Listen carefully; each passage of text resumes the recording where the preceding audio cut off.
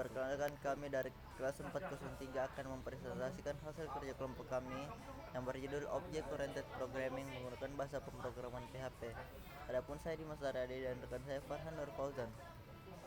Kali ini saya akan membacakan materi yang pertama, yaitu Object Oriented Programming. Baik, Object Oriented Programming adalah paradigma pemrograman yang berfokus pada objek atau unit dalam pengembangan perangkat lunak. Adapun beberapa prinsip dasar dalam Object Oriented Programming meliputi encapsulation atau menyembunyikan detail implementasi dari penggunaan objek.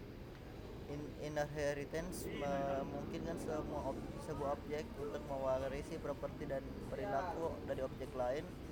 Polymorphism memungkinkan objek untuk memiliki perilaku yang berbeda dalam situasi yang berbeda. Adapun berikutnya yang akan dibawakan oleh Farhan Fauzan. Baik, terima kasih. Materi yang kedua yaitu kelas. Kelas pada bahasa pemrograman merupakan sebuah blueprint atau cetak biru yang digunakan untuk membuat objek-objek dengan properti metode yang telah didefinisikan di dalamnya. Kelas menyediakan cara untuk mengelompokkan kode dan data bersama dalam sebuah unit yang berpisah dan mudah digunakan. Saya kembali ke Dimas Aryadi. Adapun yang ketiga yaitu objek. Objek adalah dalam pemrograman adalah instance salinan konkret dari sebuah kelas yang telah didefinisikan sebelumnya. Objek memiliki atribut atau properti dan perilaku metode yang didefinisikan dalam kelas tersebut. Dalam PHP, objek dapat dibuat menggunakan kata kunci new. Misal kita memiliki kelas person, maka kita membuat objek sintek new person. Adapun materi berikutnya akan dibawakan oleh Farhan Nur Fauzan. Baik, materi keempat, properti dalam pemrograman adalah variabel atau data yang dimiliki oleh sebuah objek dalam sebuah kelas. Properti didefinisikan di dalam kelas dan dapat diakses melalui objek yang dibuat dari kelas tersebut. Saya kembali ke Dimas Aryadi. Adapun materi yang kelima, metode merupakan adalah perilaku atau tindakan yang dapat dilakukan oleh objek dalam sebuah kelas. Metode didefinisikan di dalam kelas dan dapat diakses melalui objek yang dibuat dari kelas tersebut. Metode memungkinkan kita untuk melakukan tindakan tertentu pada objek, seperti misalnya nilai properti, melakukan operasi matematika, atau mengembalikan nilai dari hasil pengolahan data. Misal metode objek person memungkinkan masuk metode greet yang akan mencetak pesan sapaan dari seseorang. Dalam PHP, metode diakses melalui operator panah pada objek yang diinginkan. Misal jika kita memiliki objek person dan kelas person dengan metode greet, kita dapat memanggil metode tersebut dengan menggunakan sintaks person greet. Adapun materi yang keenam akan dibacakan oleh Farhan Fauzan. Materi ke-6, konstruktor. Konstruktor adalah metode khusus dalam sebuah kelas yang akan dieksekusi secara otomatis ketika sebuah objek dibuat oleh dari kelas tersebut. Konstruktor biasanya digunakan untuk menginisialisasi nilai awal dari properti objek. Saya kembalikan ke Dimas Aryadi.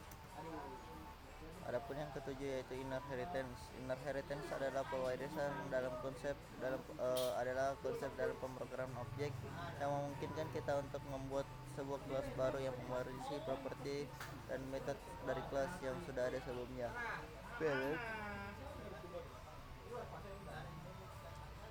Parent class atau superclass. Kelas baru yang dibuat disebut subclass atau child class. Adapun materi yang ke-8 akan dibawakan oleh Farhan Fauzan. Materi ke-8 yaitu visibility.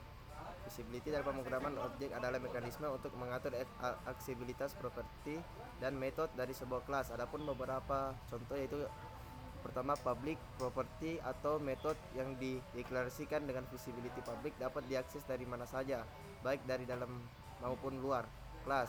Yang kedua, protect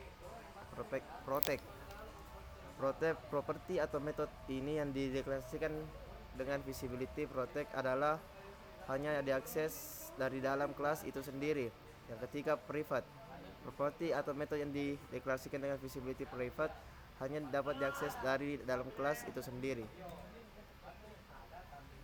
Adapun materi yang ke-9 yaitu autoloading. Autoloading adalah mekanisme dalam PHP menggunakan kelas otomatis di mode ketika dibutuhkan.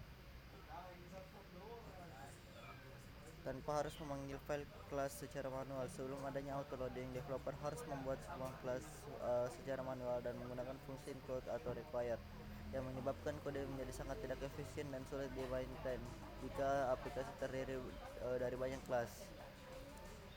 Adapun materi berikutnya akan dibawakan oleh Farhan Fauzan. Baik, materi yang ke-10 yaitu namespace. Namespace adalah fitur pada bahasa pemrograman yang memungkinkan developer untuk mengatur dan mengelompokkan kelas dan fungsi ke dalam namespace atau ruangan lingkup tertentu. Dengan menggunakan namespace, kita dapat menghindari konflik nama kelas atau fungsi yang sama yang mungkin berasal dari library atau package yang berbeda. Baik, sekian dari kelompok kami, kurang lebihnya mohon dimaafkan. Wabillahi taufiq wal hidayah. Wassalamualaikum warahmatullahi wabarakatuh. Terima kasih Pak.